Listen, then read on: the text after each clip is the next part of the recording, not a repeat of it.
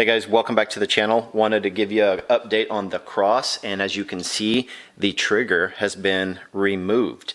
And I wanted to go through that. I'm not going to do a full uninstall and install video because YouTube hates that kind of stuff, but I will show you how I kind of did these things.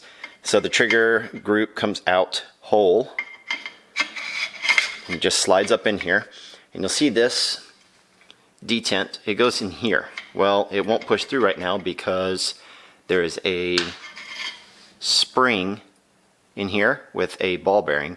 That ball bearing goes into the detent of this and holds the front of that in place. And so obviously it will come out easy, but when you go to reinstall it, you will need to have something in here. I did it once before, and what I did, I went from one side and I pushed the spring down with a little punch pin. I just held it real gently. Then I went to the other side and went over the top of the ball bearing and pushed that down. While holding that, you go back to the other side, push the pin in, and it goes right in, and it was no big deal. And uninstall is real simple. You take the pistol grip off, it's just one screw. You take out the detent. Don't mess with any of the screws under here. Those have to do with the adjustment of the trigger pull.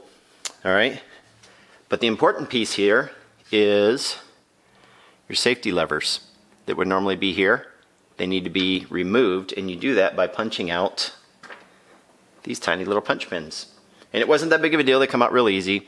And so from there, I noticed online nobody, well, not nobody. Some people weren't able to get the assembly out for the safety lever, including myself. So a watcher of mine, Larry, and I don't remember his screen name right offhand, but he was so kind as to shoot me an email and start asking me questions about it. And he was actually the second person to ask me about how to take out those pins. And so it got me thinking, like, well, what can I do? And we actually disassembled ours, both of ours, on the phone together last night, so it was kind of fun. But anyways, I digress. So don't forget about the ball bearing. Don't lose that, okay? Because it'll just fall out. So I'm going to set that down so I don't drop it. Okay, so back to this piece. All right, this piece goes through right here, and I want to show you the difference here on the sides because this is very different. This side, as you can see, has some recessions right here. Okay, and that weird little cutout. This goes on the right side as you're looking at the rifle. The left side, that's why I put things down. The left side is completely round, and so you've got to get that right. And so when you're uninstalling this, basically this was still inside of the rifle, and I didn't use this, but I used the Allen tool. I had to push this down to get it out because it was up inside of the recesses of this piece. And so I just reached up here, through here, went straight down into here. And I want to reiterate, I'm not telling you to do this. This is just how I did it. Do it at your own risk. I pushed that piece down, and the selector lever, or the selector tumbler, I'll call it, came right out. I pushed it to the left. It seemed a bit easier. When you put it back together, obviously it's going to be easier to put back together inside the rifle because this piece will also need to get pushed in. It's just more of a detent. It'll get pushed down just a hair. It's harder to do when it's not on the rifle because this will pop off. So be careful with this piece right here. And so again, reassembly is going to be real simple. I'm going to put the ball detent back in. I'm going to hold it up in here. That's when I'm going to insert something here, push that down.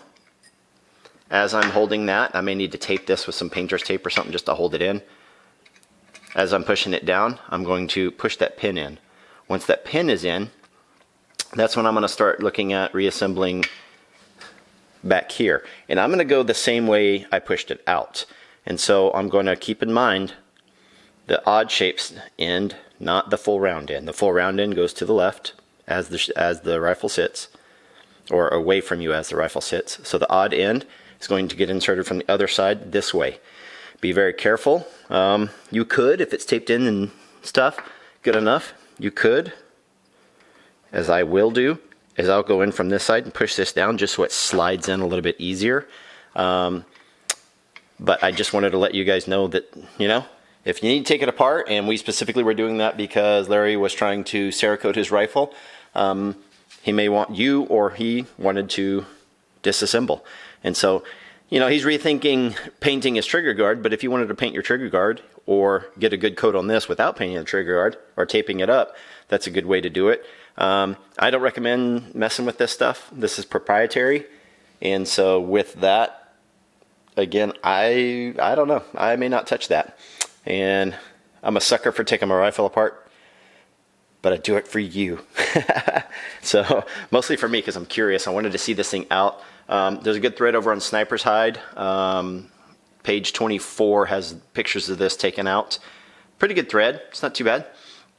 I think it's up to 33 pages now, but there's some good information in there. A lot of, hey, what do you reload? Things like that. But there's some good detailed tech information in there if you want some. But I wanted to give you guys a look at what this is going to feel and look like as you put this back together. And I'll show you real quick. So when this goes back in, you can kind of angle it. It'll push that down. And then you'll have to kind of finagle it in. But as you come in from that side, I won't go too much further. But once that's in, I'll be able to see this through this window, and that's when I'll be able to push that down.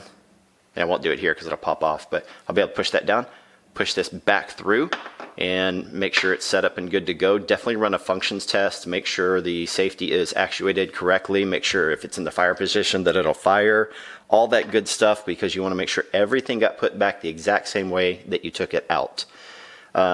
If you ever have to redo anything for your mag release, it is right here as well. Punch pin right here. There's a spring in here. They do offer those as replacement parts on their website that I saw yesterday, I believe. So if you do have to replace this for any reason, maybe the spring breaks or something, you have means to do that.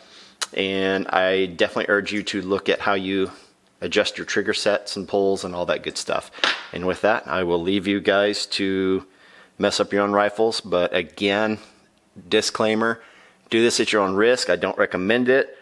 If you're going to do it, it's on your own. This is just informational purposes only. With that, stay tactical.